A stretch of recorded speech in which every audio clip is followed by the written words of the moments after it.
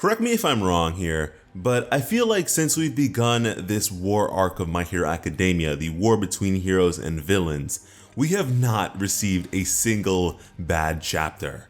I have enjoyed every single chapter that we have engaged in, and this new one is no different. Going from the Miruko fight, which was insanely epic and amazing, we are going to the other battlefield, where the heroes have converged against the villains and their main headquarters. Now to start up, we have a bunch of our school students, and Mineta is kind of reluctant to get up, I guess due to fear in a sense, and he says that they are a part of the rear guard, that they are to catch any villains that manage to slip past the heroes, which is a pretty cool role. It keeps them out of harm's way for the most part, and they're just a contingency if the worst comes to worst.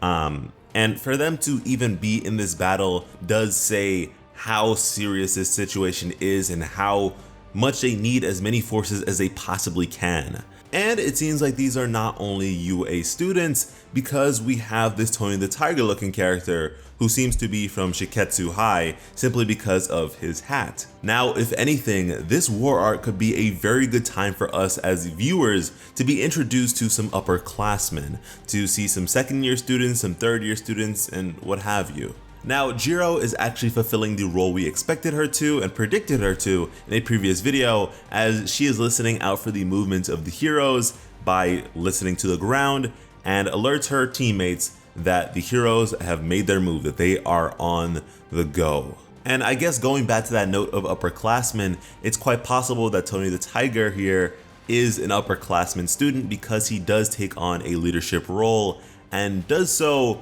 without, I guess, being fearful like Mineta and I'm sure these other younger students are. And he actually brings up a good point that the number of students here, the not even just students, the collective of heroes here is unprecedented, that this is a monumental threat. And they do have a whole lot of numbers, but they should not find comfort in their numbers. That the reason they are here with so many heroes is because this is that serious of a situation, and that they should proceed with caution and use their numbers to their advantage since they have it. Now, to me, this chapter felt like a bit of shipping on Horikoshi's part. I'm not much of a shipper, but when an author seems to be pushing a pairing together, I do recognize that, of course. And it seems like Jiro and Kaminari have a bit going on here simply because she is not very worried about Tokoyami, but is actually worried about Kaminari, and to the point where Momo has to hold her and console her and reassure her that things will be fine. And as that happens, Kaminari is losing his damn mind. He is just fearful and he wants to be with his friends, but instead he is on the front lines. And God, this spread of the front lines is just gorgeous. All these heroes, all these professional heroes that I am very excited to see more on. We have so many interesting new characters just sprawled out here. And one of them that actually catches my eye is none other than Sonic the Hedgehog. Maybe Horikoshi saw the new Sonic movie and got excited, but that is definitely Sonic. I don't know if he will reappear and be a character that we see more from besides this one shot, but yeah, that's Sonic. And more than that, there's also the guy from his previous work. The name slips me at the moment, it escapes me.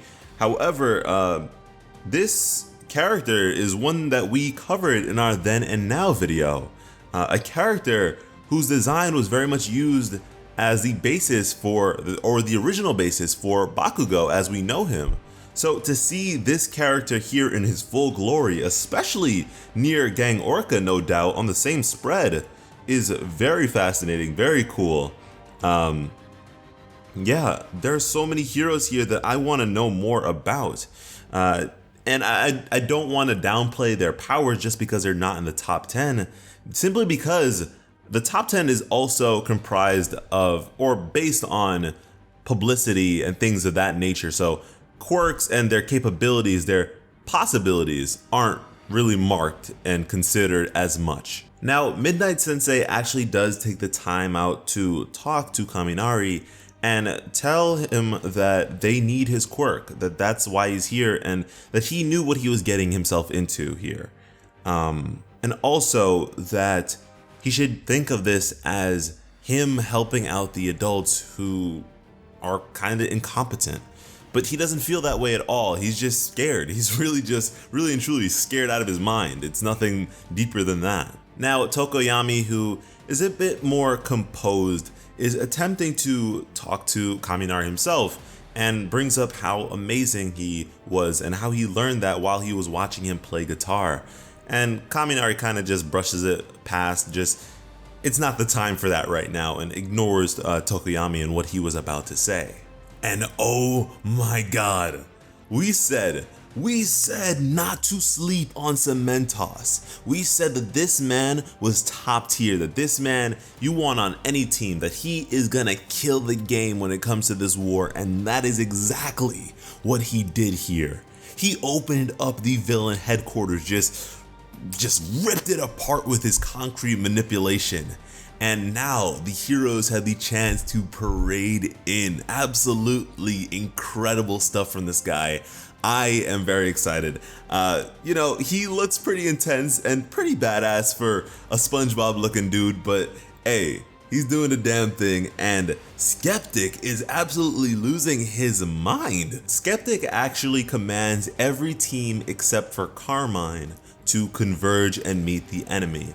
Now, Carmine seems to be the intel and information gathering group, so it makes sense as to why they would go to the assembly and plan their further course of action.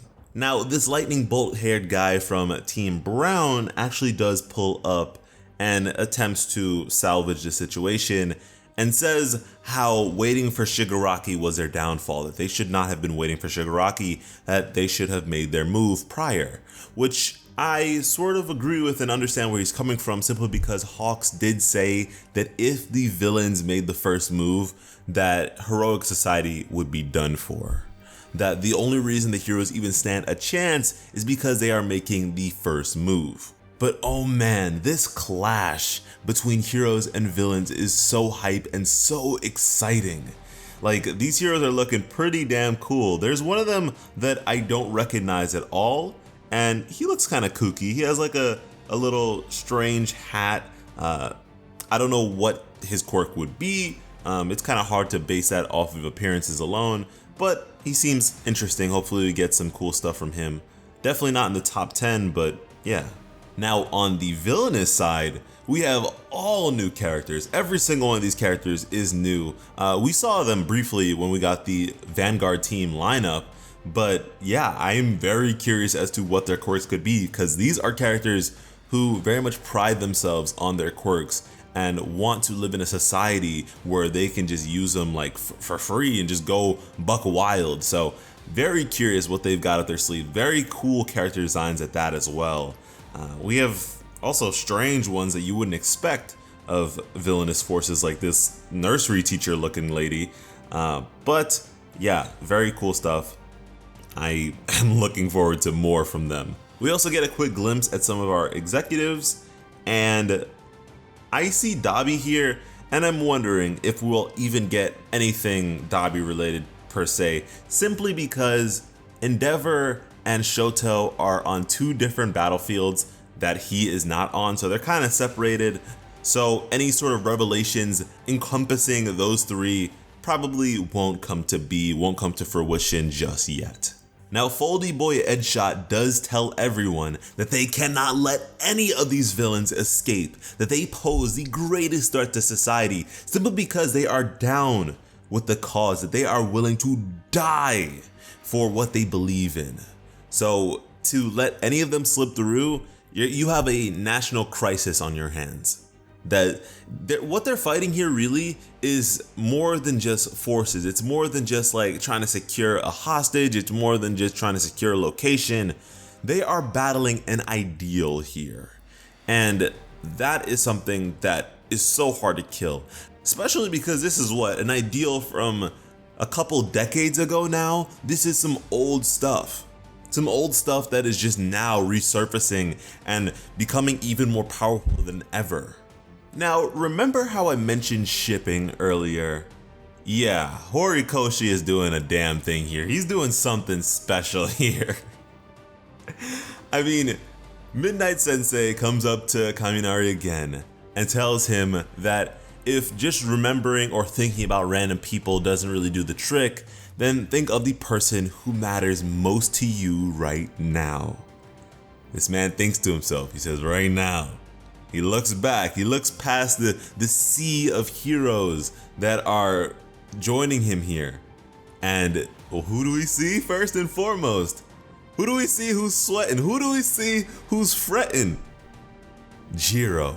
I don't know if maybe between the couple of months that we had off from our UA students that some sparks started to fly between these two, but oh my goodness, like there were the seeds before, you could see it before, but now it's getting very abundantly clear, and I wonder how far Horikoshi's gonna go with this and how soon. This would blow up, this would like rock the fandom for sure, because like pairings don't usually happen in shonen until like the butt end of the series, like the very end, because shonen writers don't really want to develop relationships. No offense to any shonen or mangakas or anything like that, but they're usually not too inclined on the romance or very knowledgeable on romance. I know at least for Kishimoto that was the case, the creator of Naruto.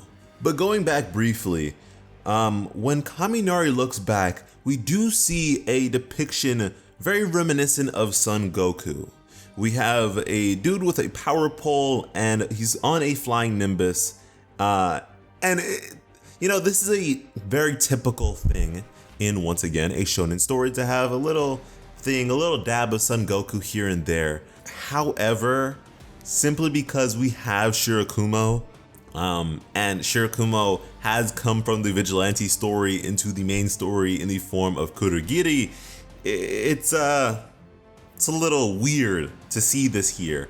Also, if you have not seen that entire story, then you can check out our Eraserhead backstory, which covers everything Shirakumo, everything Eraserhead, and everything of that time period of vigilantes.